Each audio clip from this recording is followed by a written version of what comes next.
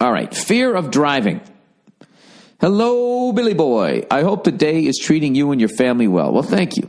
Well, just like the title says, I am completely terrified to drive a car. By the way, that guy just went totally different. Rather than calling me an asshole, he actually said something nice.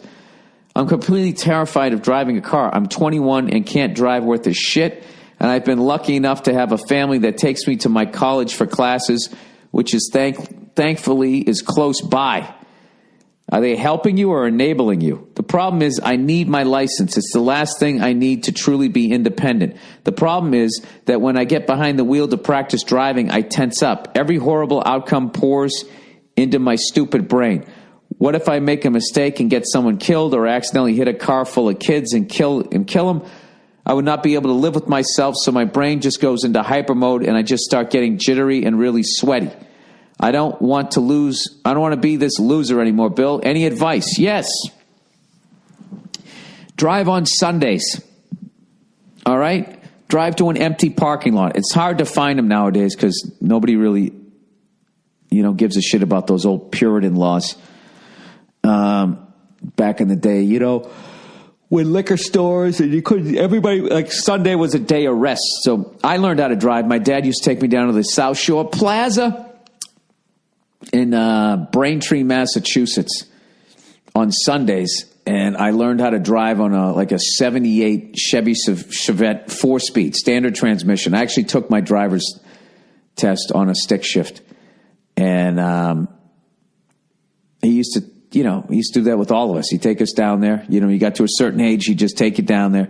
He'd teach you how to drive, and that was the way to do it. So what I would do, if I was you, is I would go down there, have your parents drive you down there, and just drive around an empty parking lot or drive down like a quiet neighborhood, and you just gradually build more and more confidence, and the only way you get over something is you got to face it. So this is what I would do, right? I would just go down there. First time, you just drive around there in the car the whole time.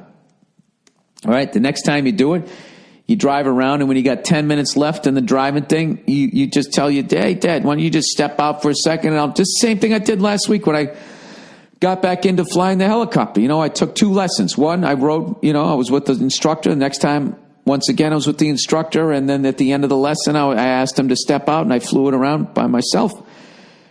Gives you confidence. Yeah, my palms were sweating. I was nervous, but,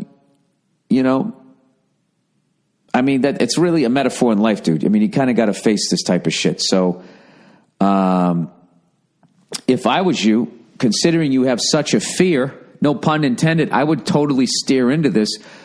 You could take a defensive driving course, and then I bet there's actually, I don't know where you live, but sometimes, they have like these, I know out here they have a course out here where they'll teach you how to do all like that shit from the movies. Like spin the car around. Why don't you go from being totally terrified to just becoming a fucking expert?